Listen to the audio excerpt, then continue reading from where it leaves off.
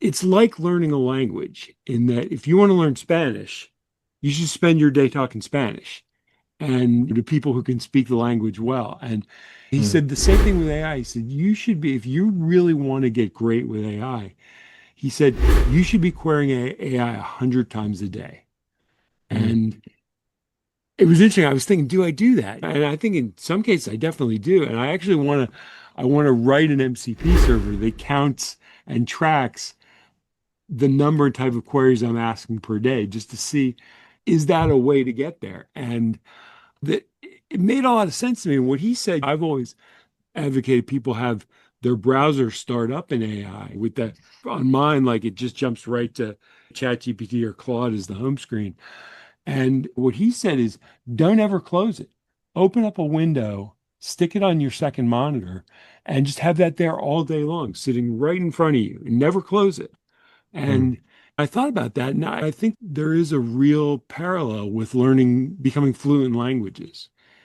I've never studied abroad. Friends I know who have, they'll go over to France or Germany and study there for a year and come back fluent in the language. And it's AI is the same thing. Yeah. It's fascinating thoughts. The thing that comes to mind when you were just talking through that was like how early we are. We have Yeah. not even learned even a fraction of like how to unlock these things. Like I feel the same way when I'm deep trying to learn something. Like I'll start high level and it will give me generic stuff. It just takes me a while to really dig into exactly how it can explain things to me and exactly how I can learn about various parts of that particular topic. It takes a while. What's really going to unlock it so much quicker is just devices. New devices are going to unlock this far quicker. You're going to be able to talk to AI more if you just have a device on your desk which is dedicated to talking to ChatGPT 5 or something. Obviously, we've got it on our phone, but it would be, I personally would love some sort of device that just sits next to me. And every time I have a thought, I like just ask AI, just get an idea. Just it is pretty low friction to like click on here, but like I think it can be even lower friction. I honestly do. The lower that friction becomes, the more you'll use it. You know what I have is I have a Stream Deck foot pedal, and the center of the foot pedal, it looks like something you'd have on a piano or something. And the one in the center goes to whisper flow for me. And Right. so when I want to talk or have a thought with AI, I just tap my foot and I just start talking. I don't have to move my hands anymore. Mm, I can turn it on right now. I just step there it is right at the bottom of my screen. And mm, it says using auto detect. And then I just click my foot and it's off again. mm. And that part of the conversation is now captured in AI and it can prompt it that way. And it's an almost friction-free way to just always have AI. I was gonna say at my fingertips, but it's at my at my toes.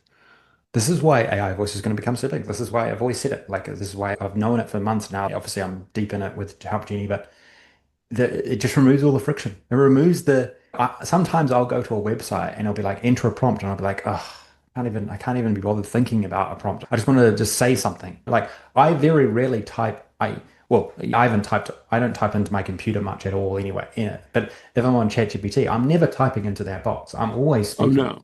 I'm always speaking. And that just removes all friction. But then even just like having devices, I think devices are going to be a thing. Maybe there's been this pendant idea, there's been this clip idea. I don't know. I don't know if that's going to be a thing or not, but I just think devices that are just AI first without hundreds of apps are going to be a thing. Like I really do.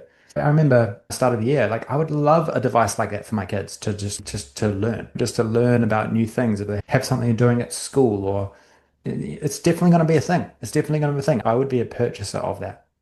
I heard this really interesting stat and just how big, this is how big OpenAI are thinking. And I don't think anyone else is thinking this way. Did you know that they have signed up to pay Oracle $300 billion and then I think before the year 2030? So before the year 2030, so that's 5 years, they've signed up to 300 million. Their revenue is less than 15 billion right now, like less than 15 billion. The goal is to get out of the way, is to try and get out of the way of the AI or the machine. And this is what I constantly think. And I think you're like just making the point, even in the task that you've been working on, you're making a really valid case for why that is true. You've got to try to find a way. It's the same if I'm trying to code an application. Whenever I'm sitting down and I'm trying to think of the next thing to do and the next thing to do, I'm just thinking, man, I just want to get out of the way here. I just want to set it up and get it to work it out. And that's it. I think that's going to become more of a skill, like a real skill. It's kind of like management, right? It's just like becoming a manager. You had a post about validation, and I really want to pick up on that because it's the thing we've been talking about recently, which is one of the hardest thing. And Nate Jones in his video yesterday, I don't know if you saw it, he talked about the skills you need, and one of the biggest ones he talked about was defining the stop condition. That when he showed like the OpenAI, the new agent modeling that looks like N8N, Yeah. that his whole thing was like the really hard thing in all this is to define when you're done. Yeah. And when you can do that and set those conditions, it, it's now to the point where, yeah, you're right. It's give it the data, give it the context, set the conditions, and get the hell out of the way. Yeah. Because you're slowing it down. You're slowing it down Yeah. every time you're jumping in. Yeah, it's just so fascinating, isn't it? This has crept up on us so quickly, hasn't it? The tools have been created this year. The features within the tools have been created. And the MCP layer is making a lot have underrated the importance of MCP, haven't they? The ability to combine lots of different tools all together to create this connected loop. It's all part of the puzzle, isn't it? It is. And I haven't really had a chance to sit down and play with the OpenAI stuff from Dev Day yesterday, but what they've basically done is let you build your own apps with MCP incorporated right in. And Yeah, they showed one with Spotify, and I've been using the Spotify MCP for a few weeks now, and they've got it where you just literally you do at Spotify and it pulls the MCP layer right in your LLM without doing anything. It just yeah, literally you add it. yeah, And I think at that point, what it can do is it can incorporate that into the calculations, and then it can actually blow it out when you're done to an app. Like it gives you like no more having to host it separately. Like you can actually host the app right within OpenAI. And that's where we've been talking about where's the stickiness in yeah, terms of keeping you within the platform. And when yeah. you've got the ability to just crank apps like that and then host them right within the platform, that's going to keep you there.